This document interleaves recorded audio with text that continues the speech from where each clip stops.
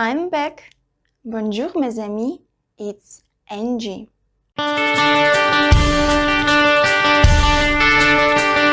Many people think that energy is some kind of excess.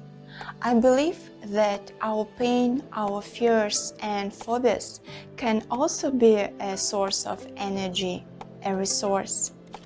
Unfortunately, people have never considered our phobias and pain as a source of energy. That's why they are exhausted without resources. In fact, resentments, unspokenness, uncertainty, complexes can also be a source of energy.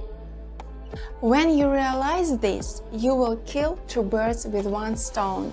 First moment is you will have inexhaustible source of energy in the forms of your fears, pain and resentments.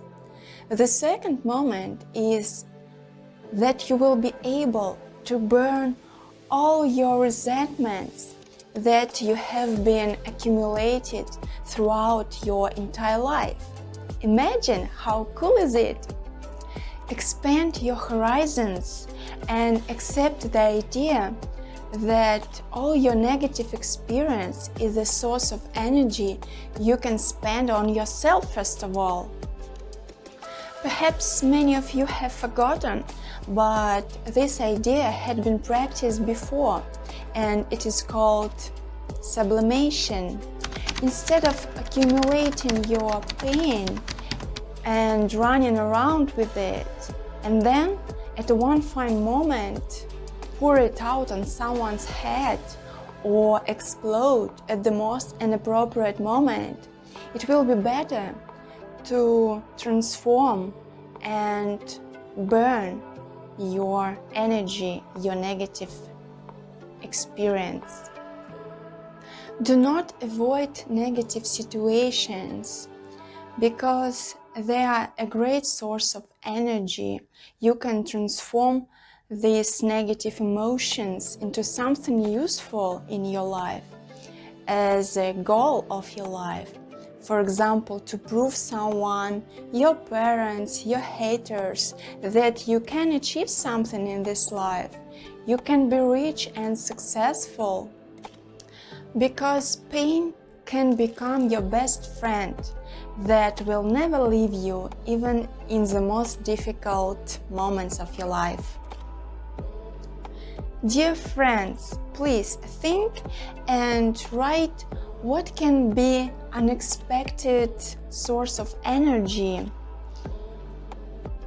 What your personal complex or resentment can be the most effective motivator for you today. It's great when you have everything in abundance, when you have a surplus of good thoughts and intentions. But to be honest, which of us has this surplus to be good for the whole world? Negativity is what we have in abundance. And in order to become positive inside, we should burn all this negativity first of all. Imagine how your life and how your worldview will change when you will perceive any insult, any resentment and any negative situations as a source of energy. It will be just sensational. You will be grateful to life for having had such an experience because it will give you energy for moving through life. As for me, I try to transform my pain into something useful. For example, I described all my previous negative experience in my book, Paraphora, and it helped me not to concentrate on bad thoughts and not to keep all my bad thoughts inside me, I just let it go. It doesn't bother me anymore. Since that, I always try to make lemonade out of lemons. Because any emotions can be a source of energy, no matter what sign they have. At the end of this video, I'd like to tell you the legend of an eagle's life. According to the legend, the beaks of old eagles bends so much that the eagle simply cannot normally open and close their beak, not to mention killing and tearing flesh. Their claws grow so much that they also cannot normally dig into prey with them and even sit on rocks and tree branches. In addition, over the years, their feathers grow and thicken, which leads to an increase in weight and a deterioration in flying ability. As a result, the old eagle becomes an infirm bird that cannot really fly and feed. What does the eagle decide to do? The eagle has a choice: to die of hunger or to be reborn to continue its life. The first option is clear, but what does it mean to be reborn? Not to jump into the fire and resurrect like a phoenix bird?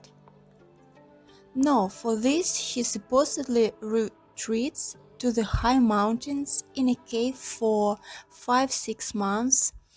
He is overcoming unbearable pain, breaks his beak on the rocks. After that, he waits until a new beak grows. Of course, he cannot eat and spend all this time in his nest, bleeding and experiencing terrible hunger. After that, with his new grown-out beak, he tears off his claws on each paw so that they also grow back. And again he waits in his nest, still in agony and in hunger. After that, he takes up his feathers and, as you may have guessed, pulls them out of his body so that a new, fresher and lighter plumage appears. That's it. The rebirth is over. Being with a new beak, sharp claws and brand new feathers, and with incredible hunger, he leaves his dungeon and goes on his first hunt after the rebirth. With such a new upgrade, the eagle supposedly lives for another 30 years. That is a total of 60-70 years. A bine tot!